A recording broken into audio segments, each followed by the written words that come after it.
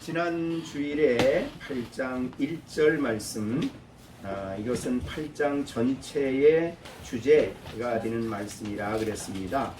그래서 그러므로 이제 그러니까 전에는 아담 안에 있었지만은 이제는 믿는 우리는 그리스도 예수 안에 있게 되었고 예수 안에 있기 때문에 결코 정죄함이 없다, 이 말씀을 지난 시간에 말씀을 드렸습니다.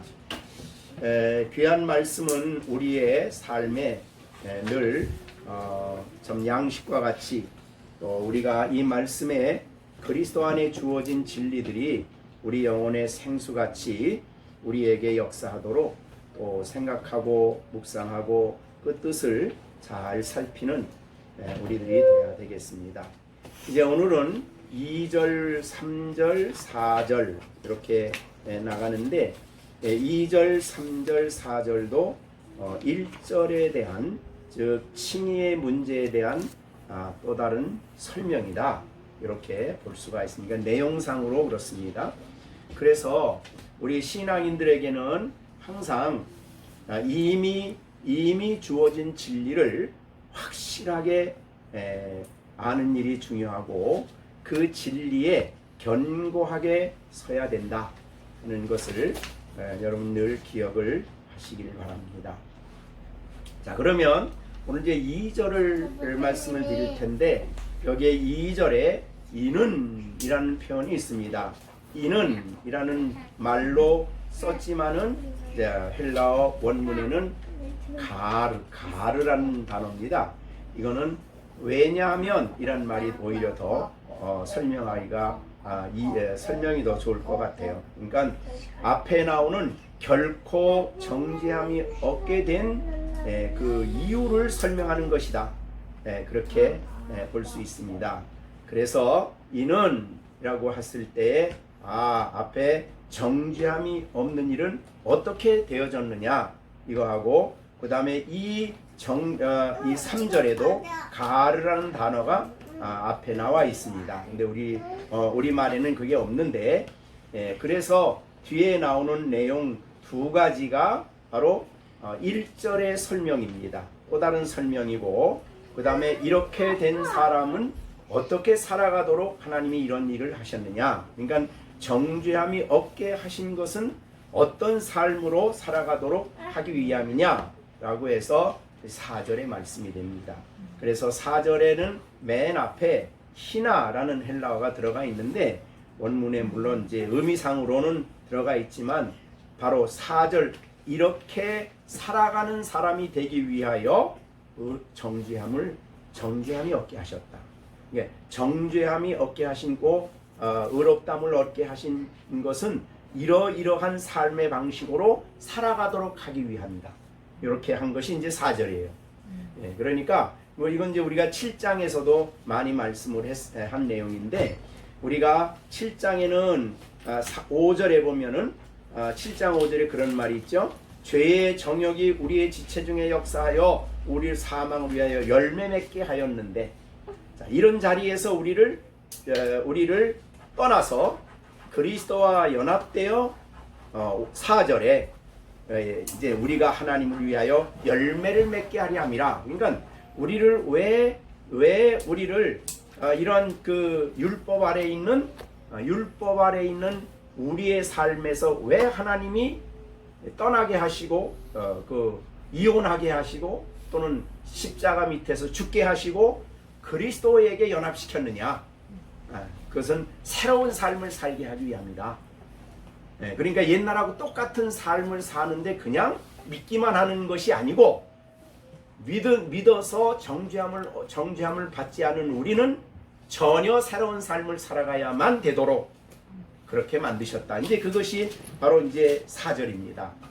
그래서 이제 4절은 그래서 4절의 내용을 보면 육신을 따르지 않고 영을 따라서, 그럼 어떻게 하면 육신을 따르지 않고 영을 따라 살아갈 수 있느냐에 대한 구체적인 설명이 이제 5절, 6절에서 나오는 겁니다. 이게 연결이 쭉 되는 내용이에요.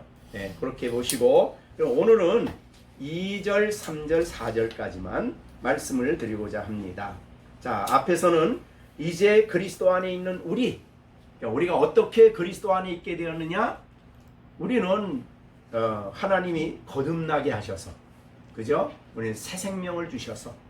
그런데 이 새 생명을 주시는 일을 어떻게 하셨느냐? 라고 말할 때에 그 일을 행하신 분이 성령이시다. 구체적으로 우리 안에 그리스도 안에 있게 하신 분이 성령이 하셨다. 이게 이제 2절의 말씀입니다. 자, 그러면 2절 보면 그리스도 예수 안에 있는 생명의 성령의 법. 이것이 이제 첫째고. 그러니까 이 생명의 성령의 법이 우리를 죄와 사망의 법에서 너를 해방시켰다. 그래서 우리가 그리스도 안에 있게 됐고, 그래서 우리는 정죄함이 없다. 이런 뜻이에요. 그러니까 우리를 해방시킨 것은 뭐냐면 성령의 법입니다. 생명을 주시는 성령의 법이 우리를 해방시켰다. 자유하게 했다. 그럼 어디에서? 죄와 사망의 법. 죄와 사망의 법은 이제 앞에서 이미 7장에서 사실은 설명하신 내용이 되겠습니다. 자, 죄와 사망의 법은 뭐냐면 죄와 죄를 짓게 하고 그 결과로 사망에 이르게 하는 법이에요. 그건 뭐냐면 내 육신으로, 그러니까 그거 이제 뒤에 가서 육신이란 말이 이제 3절부터 나오는데, 육신, 즉 하나님의 성령이 아닌 내 힘으로, 그죠? 내 힘으로 하나님의 율법을 지키려고 하면 반드시 죄와 사망에 이르게 되지요. 그러니까 죄와 사망의 그 종이 되는 겁니다. 그래서 이제 우리가 5장부터 6장까지 내용 중에서 무슨 말이 나왔냐면은 여기 5장의 그 14절에 보면 아담으로부터 모세까지 아담의 범죄와 같은 죄를 짓지 아니하는 자들에게도 사망이 왕노릇했다. 바로 이런 상황이에요. 그 다음에 이제 조금 나가 보면 5장 21절에요. 죄가 사망 안에서 왕노릇한다. 그러니까 절대적인 지배 속에 있는 상태를 말하는 거예요. 그러니까 아담 안에 태어나서 본죄를, 원죄를 가지고 살아가는 사람은 죄와 사망에 갈 수밖에 없는, 왜냐하면 거기에 노예로 돼 있으니까 그 상태에 들어갈 수밖에 없는 그러한 위치에 우리가 있었다는 거예요. 그 죄 지을 수밖에 없죠. 그죠? 그러니까 뭐 이 세상에 누구든지 우리가 이제 5장에서 말한 것처럼 아담 안에 태어난 모든 사람은 죄와 사망이 그에게 왕노릇을 하는 거예요. 그래서 그를 철저하게 지배하고 있어요. 그렇기 때문에 그 노예 상태에서 살아가는 거죠. 그러니까 우리가 예수를 믿기 전에는 죄와 사망의 노예예요. 노예. 마치 이스라엘 백성이 바로의 노예가 되었던 것처럼 그런 상태 가운데 있었습니다. 근데 거기서 너를 해방했다. 이런 말이 해방은 자유지요. 그러니까 죄와 사망의 법이 역사하는 그런 상태 속에 있었는데 거기서 너를 자유하게 했다. 해방시켰다. 이런 말입니다. 그래서 우리가 예수를 믿는다는 것은 이 엄청난 일이 우리 안에 이루어진 거죠.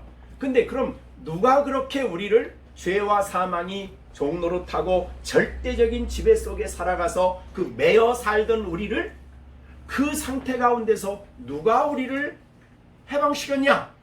라고 말할 때에 여기에 보면 예수 그리스도 안에 있는 생명의 성령의 법.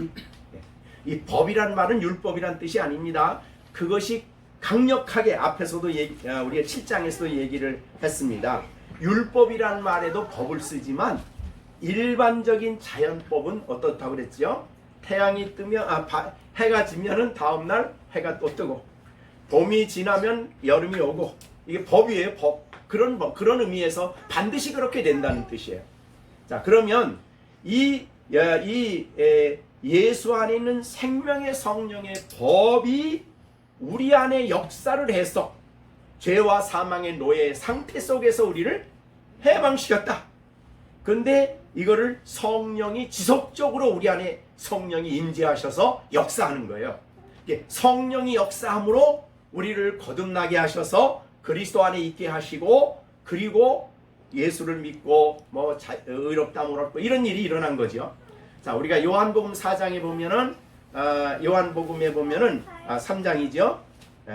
요한복음 3장에 니고데모라는 사람이 왔을 때에 예수님이 그에게 거듭나야 된다 그랬더니 어떻게 거듭납니까? 내가 늙어가지고 어머니 뱃속에 들어갔다 나올까요? 그랬더니 야, 그게 아니다. 물과 성령으로 거듭나야 한다. 그러니까 이 성령의 역사만이 우리를 거듭나게 하시는 거죠. 자, 그런 얘기를 했어요. 그래서 거듭나서 그리스도 안에 있게 하실 때에 그 거듭나게 하시는 그 과정 속에 십자가와 부활이 역사해서 죄에 대하여 죽고 하나님께 대하여 산 자가 되게 하시고, 그래서 우리를 누구예요? 예수 그리스도 안에 연합시켜 주신 거죠. 이게 성령이 하신 일이에요. 그래서 성령만이 우리를 자유케 하셔요. 그래서 우리가 이제 이 그리스도 안에 있는 사람은 이 생명이란 말은 하나님의 생명을 받았다는 뜻인데요, 그리스도의 생명을 받았다는 뜻입니다. 그래서 이 생명을 주시는 성령이 우리 안에 오셔서 생명을 주시고 그리스도 안에 있게 하심으로 그리스도 밖에 아담 안에 있던 우리를 해방시켜서 그리스도 안에 있게 하셨다, 이렇게 되는 거예요. 이거에 대한 설명이 이제 2절입니다. 왜 그렇게 하셨느냐? 해방을 위해서. 그게 뭐냐? 정죄함이 없는 거예요. 그래서 우리는 이제 2절, 1절과 2절을 그렇게 이제 연결해 볼 수가 있습니다. 그러니까 이거는 정말 내가 잘 믿어서 그리스도 안에 있게 되는 거 아니에요. 내가 열심히 잘 믿어서 천국 가는 거 아니에요. 이거는 거듭난다는 것은 전적으로 하나님의 성령만이 복음을 통해서 하실 수 있는 일이라 이 말이죠. 그래서 물과 성령으로 올 때 성령, 굉장히 중요한 말씀이죠. 그러니까 여러분이 예수를 나의 구주로 믿었다 그러면 그 사람 안에 누가 이미 임하신 거예요? 성령이. 그래서 역사하셔서 죄와 사망의 그 절대적인 지배 속에서 끄집어내 가지고 그리스도 안에 가게 하셨어요. 복음을 적용한 거예요. 죄와 죄에 대해서 죽고 하나님께 대하여 살게 하셨다. 예수님의 십자가와 부활을 적용시킨 것이 성령이셔요. 그래서 우리를 자유케 하셔가지고 해방시켜가지고 그리스도 예수 안에 있게 하셨다. 이게 이제 2절에 대한 설명. 이게 납니다. 근데 이게 난데 한 번 그리스도 안에 있으면 그리스도 밖에 또 갔다가 왔다가 합니까? 이거 아니라 이 말이죠. 한 번 그리스도 안에 있게 하시면 영원토록 영광의 영화롭게 될 때까지 그를 하나님께서 책임지시고 인도해 가시는 거라 이 말이죠. 그래서 이 8장은 계속해서 우리의 구원은 확실하다. 우리가 비록 허물이 많고 넘어졌을지라도 우리는 정죄함 당치 않는다. 다만 넘어졌고 죄 지었을 때 아버지 앞에 나가서 내가 죄 졌습니다, 이렇게 하는 것이라 그랬어요. 현재, 과거, 미래의 죄는 단번에 다 끝났어요. 그래서 이것을 요한복음 4장에 요한복음에서는 목욕하는 거하고 손 씻는 거로 얘기를 해주신다 그랬죠. 13장에서. 그래서 이것은 우리가 이미 앞에서 여러 번 말씀을 드린 내용입니다.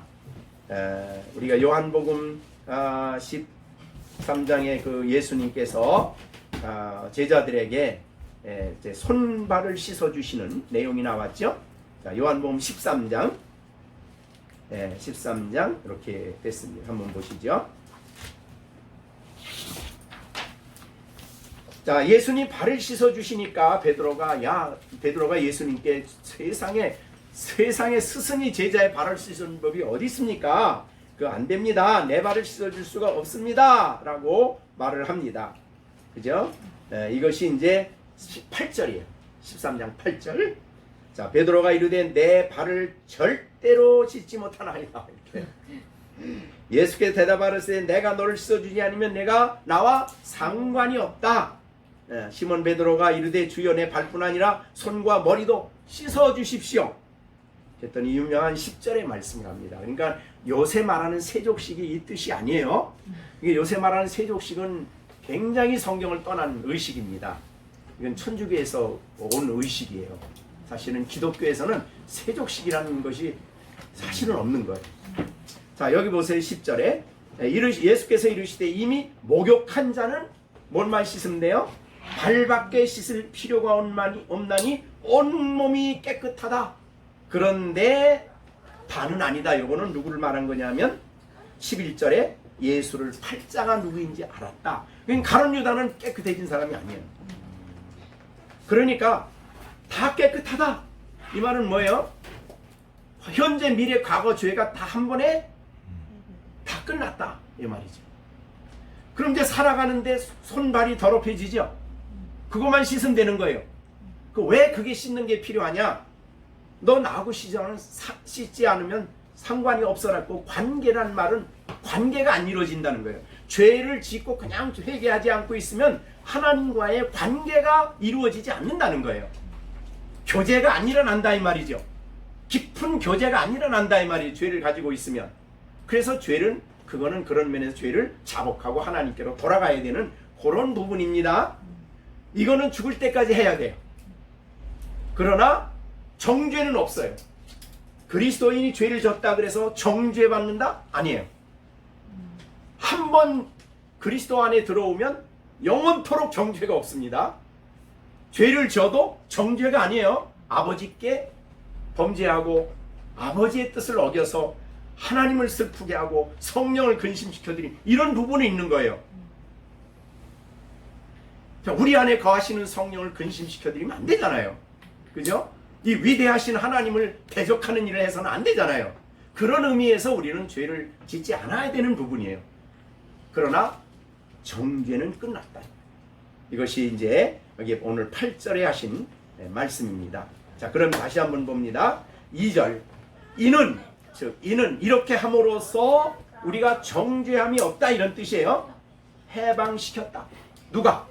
성령이 우리를 해방시켜서 우리는 정죄함이 없다 이렇게 얘기를 한 것입니다.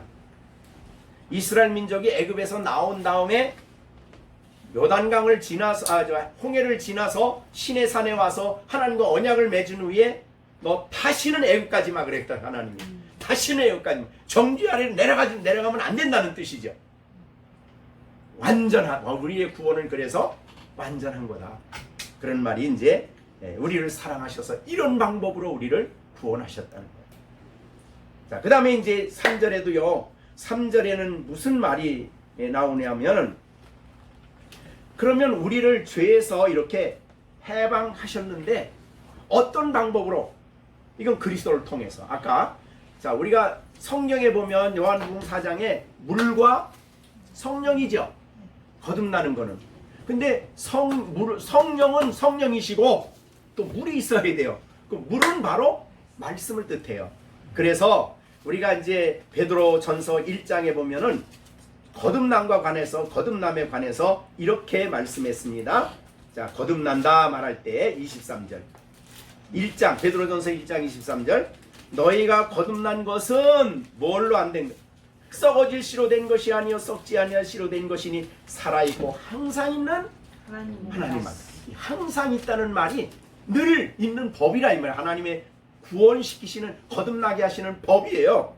자, 말씀이다 그러고 난 다음에 이 말씀 어떻고 간 다음에 25절 같이 읽어봅니다. 시작. 오직 주의 말씀은 세세토록 있도다 하였으니 너에게 전한 복음이 이 말씀이니라 이렇게 됐어요. 그러니까 복음은 예수님의 십자가의 죽으심과 부활 아니에요. 그죠? 그래서 성령이 죽으심과 부활을 우리에게 적용시켜서 우리가 이 해방이 되어 가지고 죄에서 해방되어서 그리스도에게로 가가지고 이렇게 우리가 정죄함을 받지 않는다 이런 뜻이에요.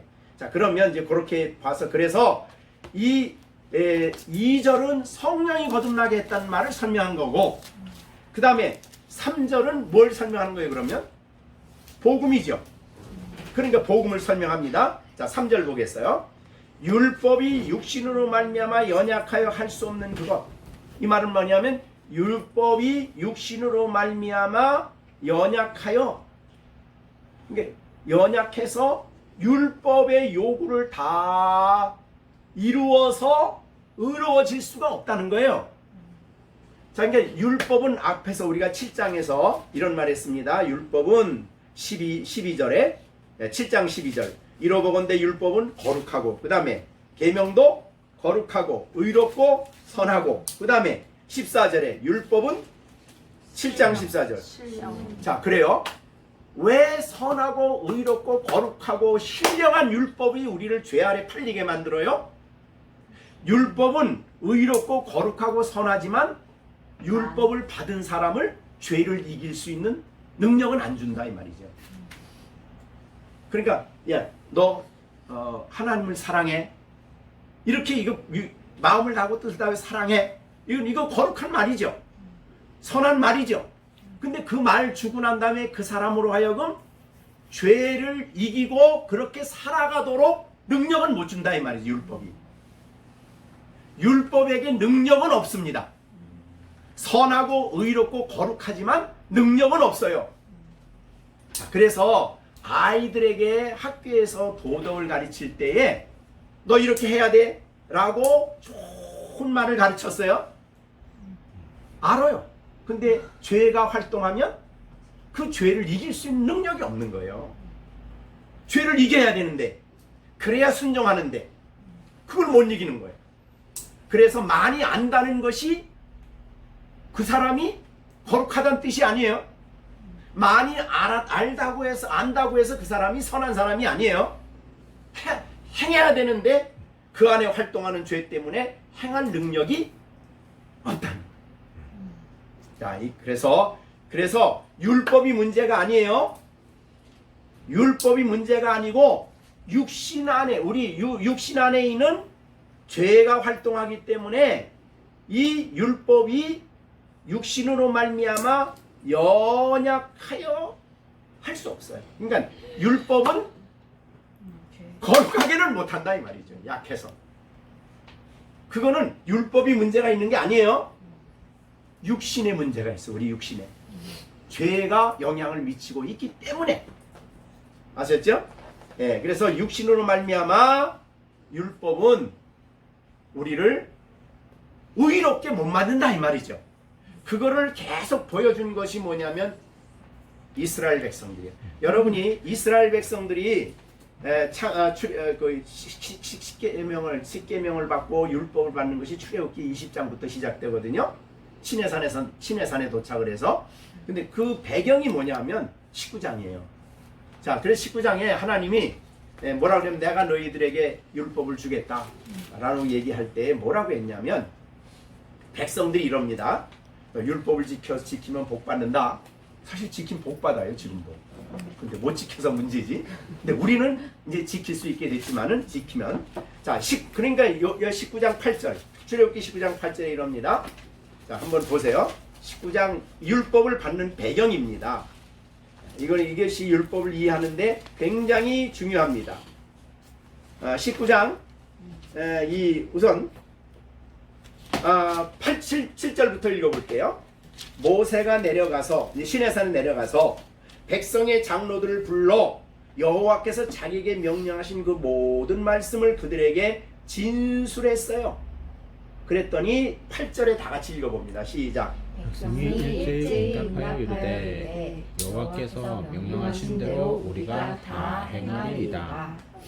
모세가 백성의 말을 여호와께 전하되. 네. 다 행할 수 있으면 살아요, 그 사람들. 네? 그런데 이 사람들은 지금 뭘 모르는 거예요? 자기 육신 안에 죄가 있다는 것을 지금 모르는 거예요. 그래 놓고 율법만 주면 다 행해서 살고 복을 받을 줄 알았어요. 그런데 바로 이 말씀 받고 바로 십계명 받으러 올라가는 그 시간에 밑에서 우상 만들잖아요. 그죠? 그러니까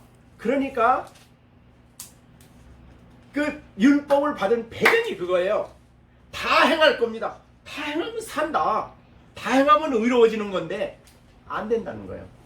그걸 보여준 게 이스라엘 역사예요. 구약 역사. 그 구약의 40년 동안 계속 하나님을 배반하죠. 우리가 구약을 보면서 왜 사람들이 저럴까? 왜 저럴까가 아니에요.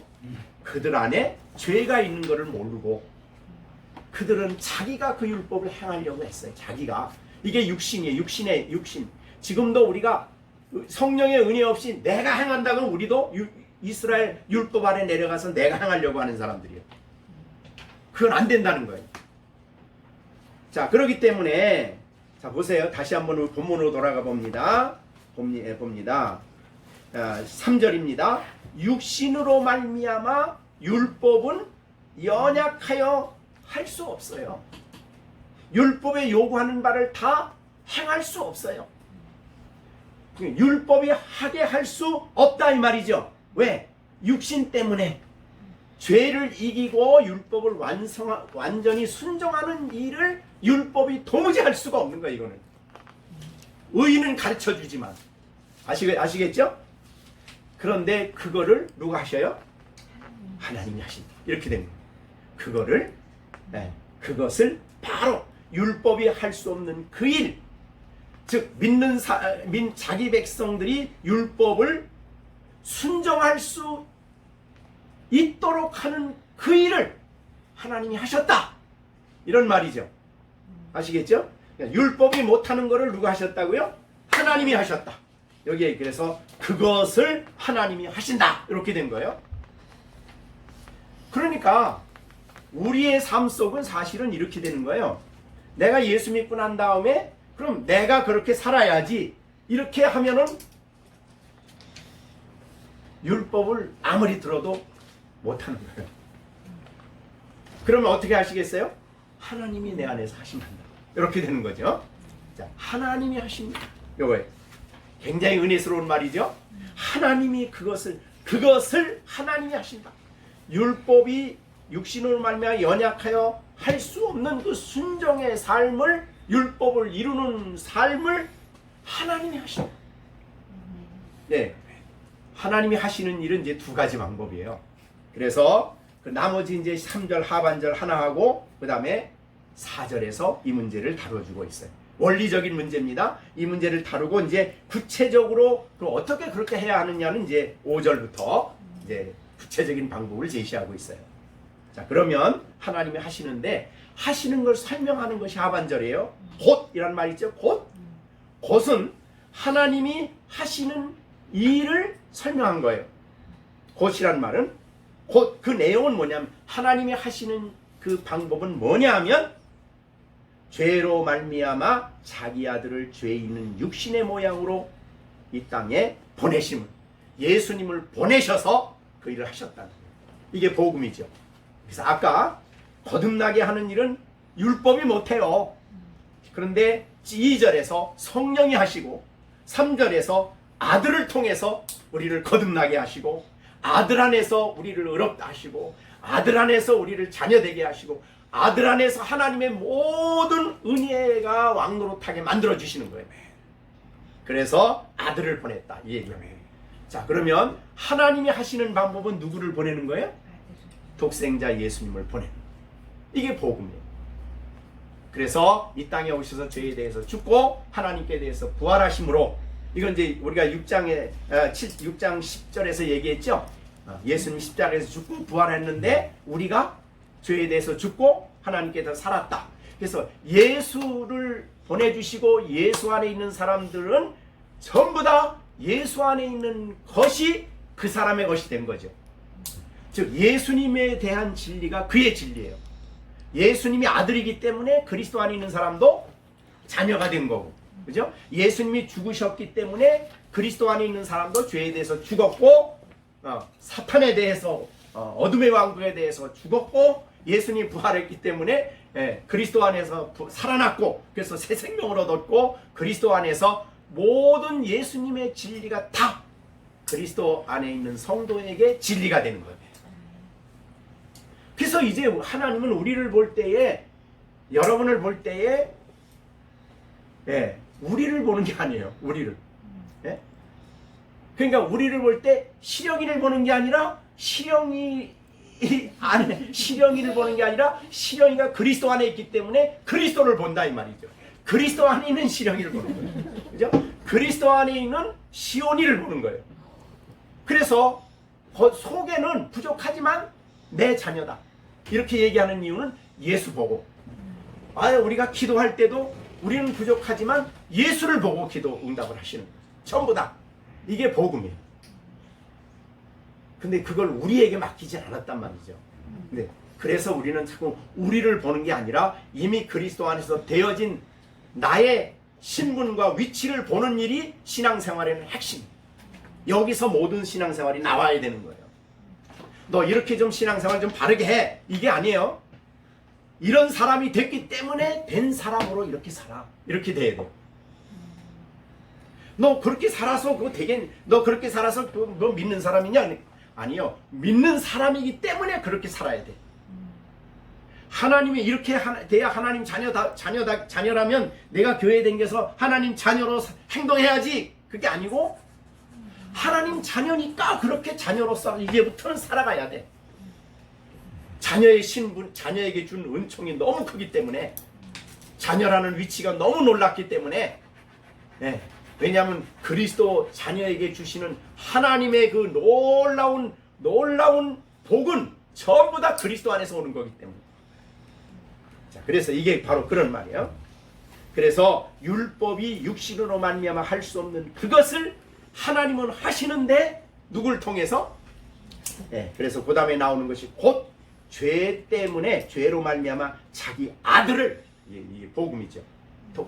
그래서 복음이 뭐냐? 그럴 때 하나님의 아들이 복음이에요.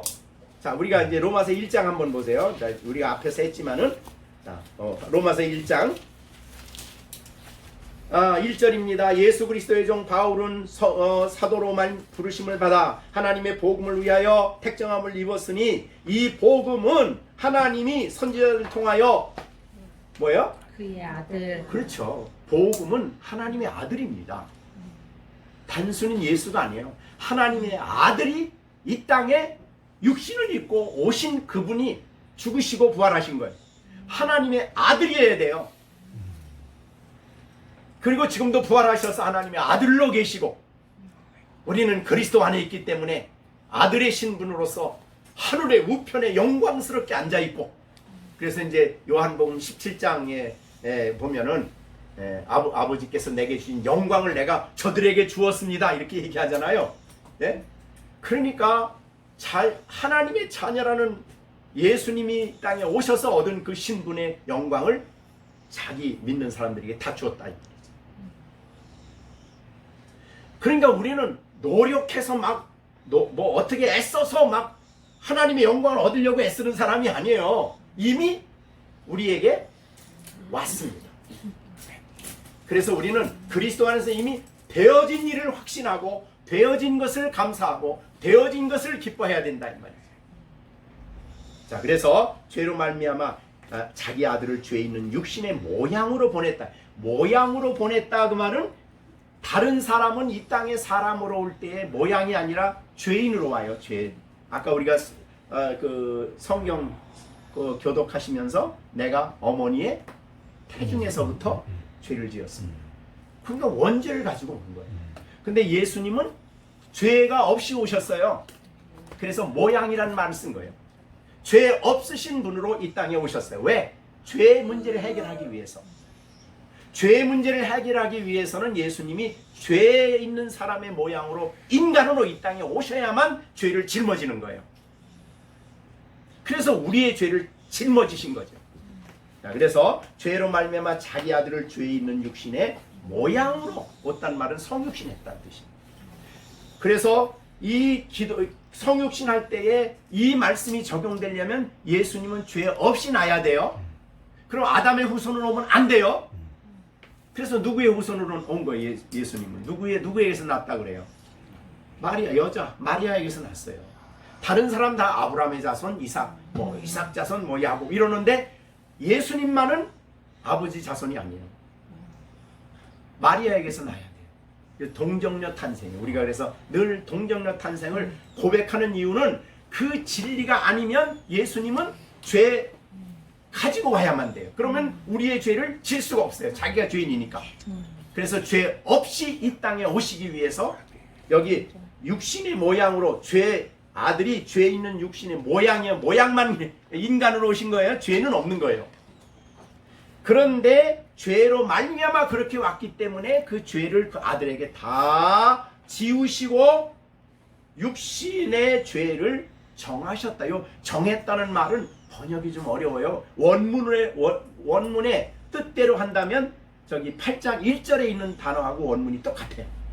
자, 앞에서는 뭐라고 그랬어요? 8장 1절에 결코 정죄함이 없다는 이 말이나 여기에 죄를 정했다는 말이 똑같은 단어예요.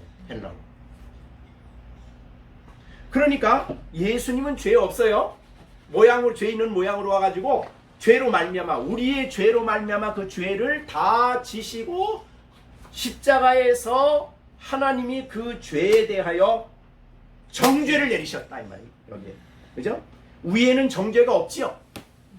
1절에는. 근데 이 4절에는 3절에는 뭐가 있어요? 정죄가 있어요. 정죄가. 죄를 정하사 그 말은 정죄했다 이 말이에요.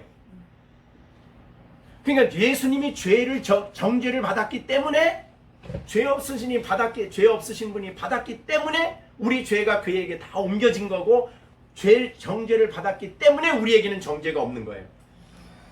다시 한번 봅니다. 여러분에게 정죄함이 없다는 것은 예수님이 정죄를 받았기 때문이에요. 그래서 예수님이 완전히 죄값을 완전히 지불하신 거예요. 그래서 다른 말로 표현하면은 우리는 예수님이 피값으로 우리를 사셨다 그래요. 사셨다. 그래서 죄 해방을 해준 거예요. 그래서 대속이란 말을 쓸 때는 언제나 값을 지불했다는 뜻이에요. 구약 성경 시대에 보면 노예들이 있지 않습니까? 그 노예 시장에 나가요. 그 당시 노예는 재산이니까 노예 시장에 나가. 그러면 어떤 사람이 가서 돈을 내고 값을 지불하면 그 다음서부터 이 사람은 돈 지불한 사람의 종이 돼버리는 거예요. 그래서 그것을 값을 지불한다는 뜻이에요. 죄의 종되고 사망의 종노릇하는 우리에게 예수님이 죄값을 지불하시고 우리를 자신의 소유로 사신 거예요. 그래서 자기의 소유가 된 거예요. 그리스도 안에 있게 하신 거죠. 이것이 바로 오늘 본문의 3절에 나오는 육신의 죄. 그 육신의란 말은 우리나라면 육신에 그랬는데 원문에는 육신 안에서 그렇게 됐어요. 육신엔이라는 전치사인데 육신 안에서, 즉 예수님의 몸 안에서 모든 죄값을 다 치르는 정죄를 받았다 이런 말이죠. 그 너무 확실해요. 여러분이 정죄받지 않는 것은 죄 안 지어서가 아니에요. 죄가 있는데 예수님이 다 정죄를 자신이 받았기 때문에 우리에게 정죄가 없다라고 하는 거예요. 마귀가 와가지고 야, 너 이런 죄 졌으니까 이제 너 정죄받아 이렇게 하면 우리 거기 넘어가면 안 돼요. 예수님이 정죄를 당했기 때문에. 그래서 그 죄에 대한 이 죄 정죄를 당하는, 즉 죄값을 치르는 그 고통이 십자가의 고통. 아버지가 철저하게 외면하셨어요. 예수님은 육신의 고통도 물론 고통이지만 그 고통보다도 예수님의 더 큰 고통은 아버지가 외면하시는 거예요. 사랑을 거둬가시는 거예요. 이제는 그래서 예수님이 그 운명하실 때 그때는 아버지라는 말을 안 쓰고 뭐라 그러냐면 나의 하나님이란 말을 써요. 늘 아버지란 말을 썼거든요. 나의 하나님 어찌하여 나를 버리셨습니까? 나의 아버지 왜 나 버렸습니까? 아버지가 아니에요. 그는 우리의 죄를 다 그냥 당하시고 본인이 죄인이 됐기 때문에 아버지가 아니에요. 공의롭게 심판하시는 하나님의 심판자로 임하시는 거죠. 그래서 우리가 그렇게 해서 정죄가 없어진 겁니다. 아멘. 정죄가 없어진 것을 우리가 그냥 대충 생각하면 안 돼요. 값없이 그냥 대충 그런 거지 또 그런 얘기지 그러면 안 돼요. 이게 엄청난 대가를 치르시고 하나님의 희생의 사랑의 희생이고 독생자의 사랑의 희생이고 엄청난 대가를 치르고 우리의 죄를 없이 해주신 거예요. 그러니까 우리가 죄가 올 때 우리가 소름 끼치게 싫어해야 돼. 왜? 예수님을 그렇게 죄값을 치르게 하는 것이 죄니까. 그 죄가 주는 약속을 아무리 좋은 약속을 해도 우리가 소름 끼치게 싫어하고 거절해야 된다 이 말이죠. 자, 그래서 육신 안에서 정죄를 예수님이 당하심으로 말미암아 다시는 우리가 정죄를 받지 않게 되었고, 이제 새로운 아까 말한 대로 죄와 사망의 왕노릇한 종된 자리에서 우리를 해방했으니까, 자, 해방은 이제 해방됐으니까 내 멋대로 살아? 죄를 져? 이거에 대한 해결을 해주는 게 6장이잖아요. 로마서 6장. 그럴 수 있냐? 아니, 죄에서 해방돼 가지고 그냥 된 게 아니라 이제는 의에게 종이 되고 하나님께 종이 됩니다. 아까 종 얘기했죠? 주인이 가서 돈을 내고 샀어. 그러면 산 사람이 주인이 되는 거죠. 그러니까 죄값을 치르심으로 우리는 이제는 여기에 있는 대로 우리가 2절에 있는 대로 예수 그리스도 안에는 생명의 성령의 법이 우리를 해방하셔서 예수 그리스도의 종, 하나님의 종으로 우리를 만드신 거예요.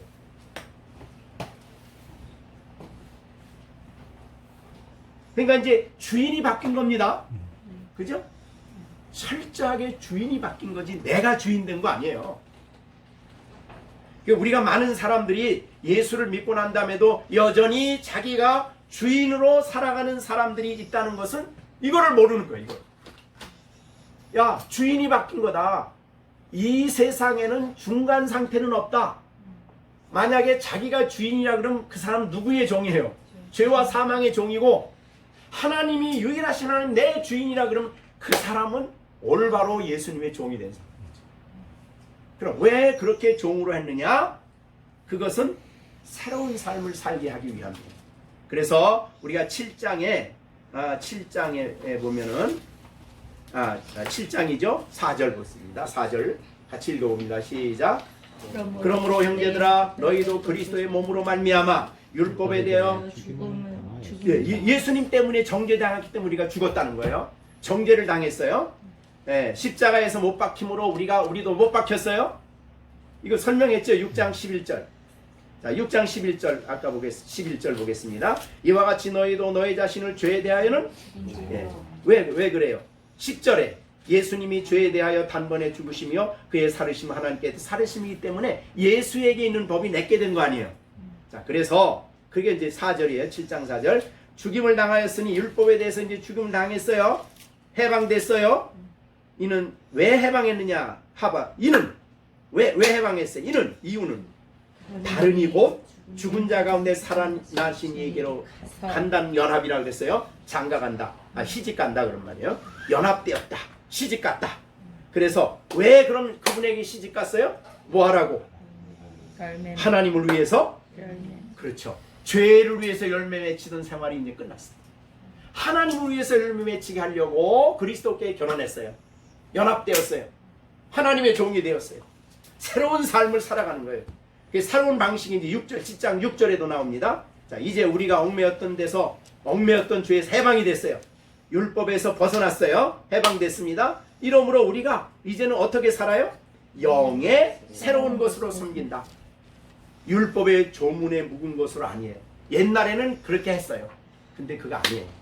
자, 그래서 영의 새로운 것으로 섬기는 것을 해석한 것이 바로 오늘 4절입니다. 자, 우리 본문 4절로 돌아가 봅니다. 4절. 자, 4절. 여기 4절은 아까 그 앞에 위하여라는 단어가 있다 그랬어요. 그러니까 이 말은 왜 우리를 그렇게 하나님께로 하나님의 종이 되게 했느냐? 그 말은 4절과 같이 살게 하기 위하여 이런 뜻이에요. 그러니까 어떻게 살아가느냐? 아까 말한 대로 성령 열매를 하나님 위해서 열매 맺어야 되잖아요. 그 내용을 설명하는 거예요. 어떻게 하면 그러면 하나님 위해서 열매를 맺고 하나님이 요구하시는 성도의 삶, 율법을 순종하는 삶을 어떻게 하면 살아갈까요? 그거 바로 이제 4절이에요. 4절 같이 읽어봅니다. 시작. 육신을 따르지 않고 그 영을 따라 행하는 우리에게 율법의 요구가 이루어지게 하려 하심이니라. 이제 율법의 요구가 옛날엔 안 됐어요. 율법만 알면은 이제 율법의 요구가 이루어져요. 어떤 사람에게? 육신을 따르지 않고 영을 따라 행하는 사람에게 성령이 역사하셔서 율법의 요구가 이루어진다 이 말이죠. 그 말은 순종할 수 있다 이 말이죠. 그래서 율법을 그러니까 그러면 여기에 육신을 따라 사는 것 이제 그러니까 정죄함을 당치 아니하고 하나님께로 간 사람, 그리스도께 연합되어 결혼해서 예수와 함께 사는 사람, 이 사람의 삶에 있어서 가장 중요한 갈등이 이제 나오는 거예요. 육신을 따라 사는 경우가 있고 그 다음에 성령을 따라 행하는 경우가 있고 그러니까 육신을 따라 행할 수 있고 성령을 따라 행할 수 있고 둘 중에 하나예요. 아시겠죠? 그러니까 여러분에게 이렇게 물어볼 수 있어요. 육신을 따라 행할 수도 있고 영을 따라 행할 수도 있어요. 어떻게 하시겠습니까? 네? 성령을 따라 행해야 되겠죠? 네. 자, 보세요. 여기에 육신이란 말은 제가 지난번에 설명을 좀 했는데 자, 육신이란 말은 다른 말로 표현하면 성령의 능력이 없이 나 혼자 살아가는 삶이 육신이에요. 그거예요? 성령 없이 살아가는 성도 육신적으로 사는 거예요. 성령의 도우심이 없이 또 성령을 통해 주시는 이 측량할 수 없는 은혜가 없이 살아가는 사람은 육신을 따라가는 사람. 네. 자, 이거를 이제 지난번에 제가 고린도전서 3장을 가지고 좀 설명을 했죠. 자, 고린도전서 3장 한번 보세요. 다시 한번 보시고 3장. 자, 형제들아 내가 3장 1절 신령한 자가 나와요. 대함과 같이 너에게 대할 수 없다. 그러면서 뭐에 속한 자? 육신에. 자, 여기 둘이 나와요. 신령한 자들이 나오고 그 다음에 육신에 속한 자가 나오는데 똑같이 다 형제들이에요. 그 말은 뭐예요? 똑같이 다 그리스도 안에 있고 구원 받았어요. 그래서 바울은 그들을 향해서 형제들아 그래요. 고린도 교인들이에요. 그런데 살아가는 방식이 달라. 하나는 신령한 자들은 성령을 따라 행하고 그 다음에 육신에 속한 자는 육신을 따라하고 이게 달라요. 다 그리스도인이에요. 다. 그런데 육신에 속한 자가 있고 신령한 자가 있어요. 그럼 육신에 속한 자는 어떻게 살아가느냐 보세요. 그 다음에 곧 설명합니다. 육신에 속한 자는 곧 어린아이. 그리스도 안에 있는데 어린아이. 그 다음에 어떻게 살아가요? 젖으로 먹이고 밥으로 아니하노니 이는 감당할 수 없고 지금도 못한다. 이 젖만 먹는 애가 어린아이죠. 그거 무슨 뜻이에요? 젖을 먹일 때는 어머니가 양분을 다 먹어서 소화시켜서 그래서 주면은 젖을 먹지요.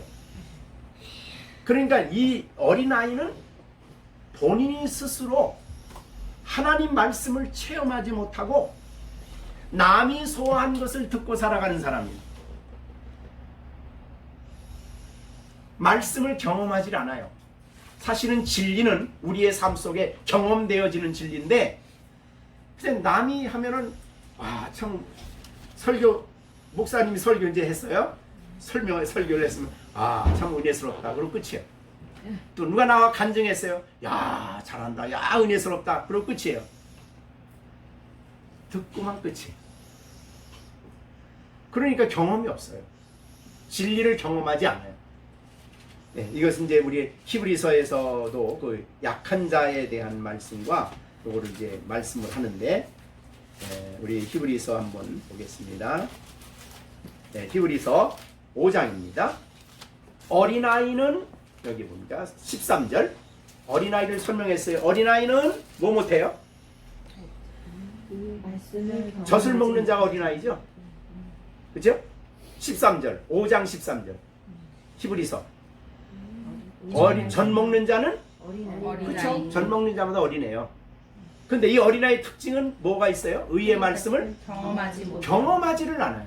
경험을 해야 되는데. 자, 여러분이 지난번에 로마서 6장 13절을 하면서 야, 유혹이 있을 때 마음의 유혹이 올 때 죄에게 내 지체를 드리지 마라. 그렇잖아요. 정말 안 드려보면요 죄 이기는데 단호하게 죄를 이겨요. 안 드리면. 그렇죠? 내 귀를 죄 짓는데 안 드리면 죄 안 져. 유혹을 이겨. 그러니까 내 생각 속에 자꾸 죄의 생각을 자꾸 하게 되면 거기 유혹을 가요. 그러니까 이 의의 그 죄에 대하여 죽고 하나님께 대해서 살았다는 이 말씀을 삶 속에서 경험을 해요. 복음을 경험하는 사람이에요. 그 죄를 이겨요. 근데 어린아이는 안 돼. 먹고만 끝나. 자, 다시 우리가 그렇게 생각해보고 다시 이제 고린도전서 3장으로 가봅니다. 어린아이니 이건 젖만 먹어요. 밥으로 먹을 수 없어요. 그 다음에 자 3절입니다. 이 육신에 속한 자 어떻게 사나 보세요. 3절. 너희는 아직도 3장 3절 고린도서 3장 3절 너희는 아직도 육신에 속한 자로다. 너희 가운데 시기와 분쟁이 분쟁이 있으니. 어찌 육신에 속하여 사람을 그러니까 육신에 속한 자는 성령을 따르는 사람이 아니야. 누굴 따라가요? 사람을 따라. 이 사람, 여기 사람은 어떤 사람이냐면 네? 다른 사람 보고 장로님 보고 그 다음에 집사님 보고 아니면 내 이웃 친구 보고 교제하는 사람 보고 그 사람 따라가는 사람. 네? 그게 어린아이의 신앙. 그래서 그 사람에게 나타나는 게 뭐예요? 시기, 대표적인 게 시기, 분쟁. 왜 그러냐면 고린도 교회에 사실은 고린도 교회 은사가 많았다 그랬어요. 많은 은사가 있어요. 뭐 방언도 하고 뭐 통역도 하고 뭐 능력도 행하고 병도 고치고. 그런데 바울이 그들을 볼 때 그 교회 안에 시기와 분쟁 때문에 파가 나누어졌어. 네? 뭐 방언한다고 뭐 그러면서 방언파, 또 안 하는 파, 또 뭐 베드로파, 바울파 막 나눠졌어요. 네? 나눠져 가지고 자기들끼리 서로 분쟁하고 서로 비난하고 서로 또 부자끼리 아닌 사람끼리 이래 가지고 교회가 갈등이 심해. 그걸 보고 이 말을 쓴 거거든요. 거기는 사랑이 없는 거예요, 사실. 사람을 따라. 자, 그러니까 그 말씀 우리가 비춰보면 육신에 속한 자는 사람을 따라 행하는 사람이고 그 다음에 신령한 자는 성령을 따라 사는 사람입니다.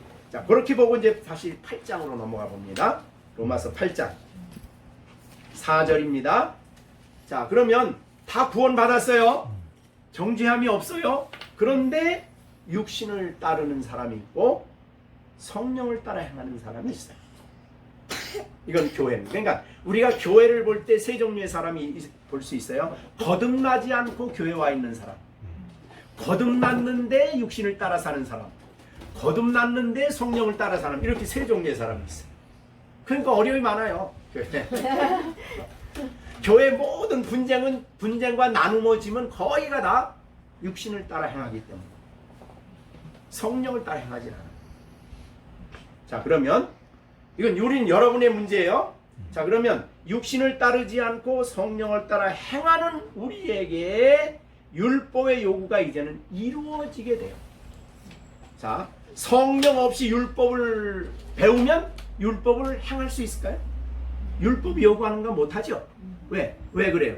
죄가 우리 육신 안에 활동을 해서 각양 욕심을 만들어내고 우리를 속이니까 안 돼요.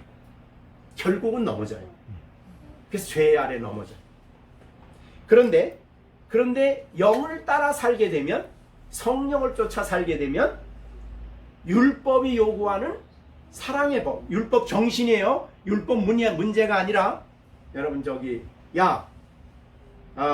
성경에 보니까 포도나무를 추수할 때 혹시라도 나무에서 다 못 따고 간 거 다시 가서 따지 마.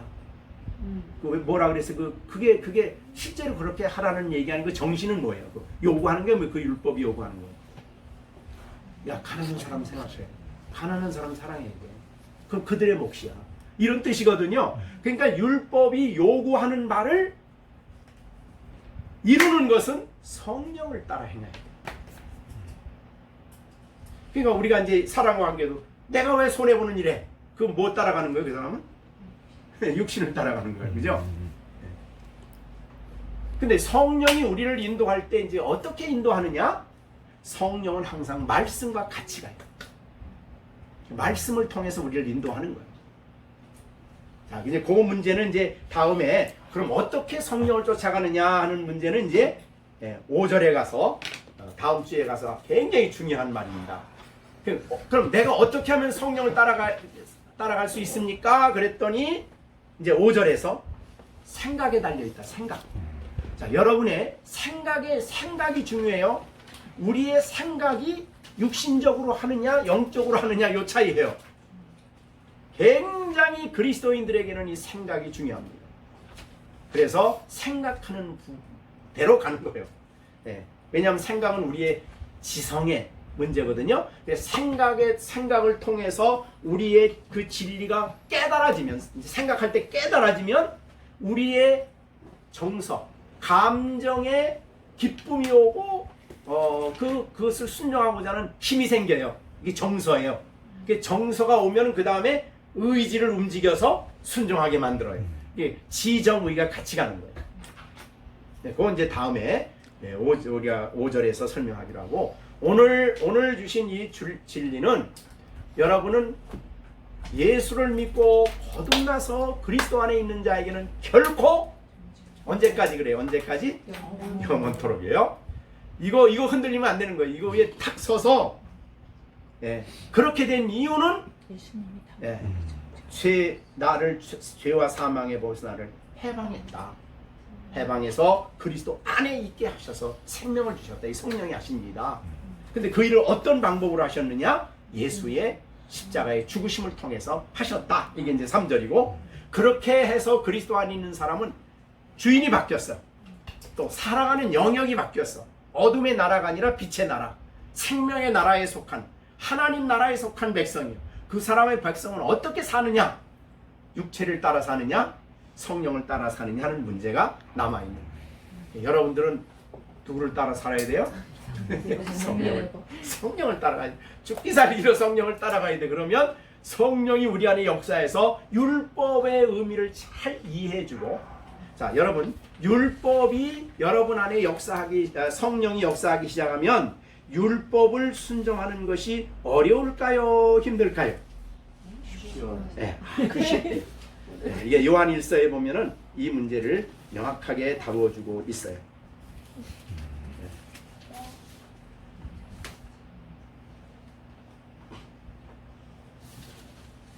요한 1서인데요. 보겠습니다. 한번 찾아보죠, 우리 같이.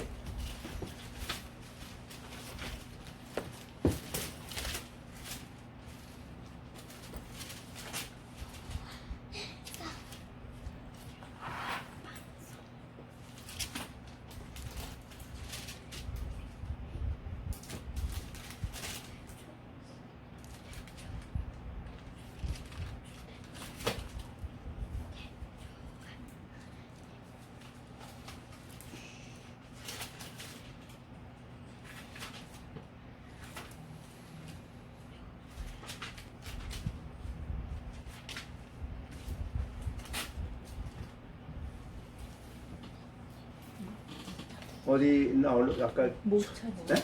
어려운 것이 아니다. 계명을 순종하는 것이 어려운 일이 아니다. 이렇게. 내가 아까 적어놓고. 3장 9절. 네, 3장 9절. 네, 9절. 하나님께로부터 난 자마다 죄를 짓지 아니하니 하나님의 시각에 소속하고 그도 범죄하지 못하는 것은 하나님께로. 아니, 계명이라는 말이 나와요. 계명을 순종하는 것이 어려운 일이 아니다. 이제는 이렇게 나오는데 다 적어놨나.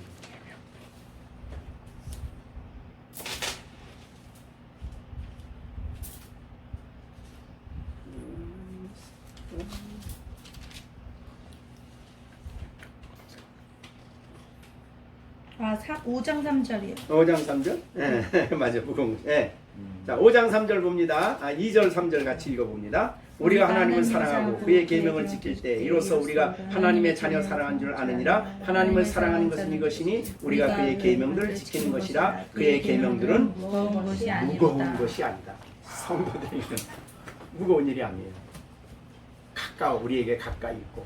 그러니까 성령이 그 계명의 의미를 설명해주고 그거를 지킬 수 있도록 성령이 우리 안에 역사하기 때문에 이제는 계명. 그러니까 성령 없이 내 힘으로 육신적으로 살아가려면 율법은 절대로 지키지 못해요. 죄가 활동하기 때문에. 그러나 이제 성령을 따라가게 될 때는 우리가 율법을 순종해서 율법의 요구가 우리에게 이루어지고 율법의 요구가 이루어지면 율법이 약속한 복을 누리는 거죠. 그러니까 구원받았다고 그리스도 안에 있다고 율법 상관없다 그러면 안 돼요. 이게 율법 폐기론자들이에요. 구원받았으니까 이제는 뭐 율법하고 상관이 없다. 아니에요. 우리를 율법의 요구가 이루어지는 자리에 우리를 세워주신 거예요.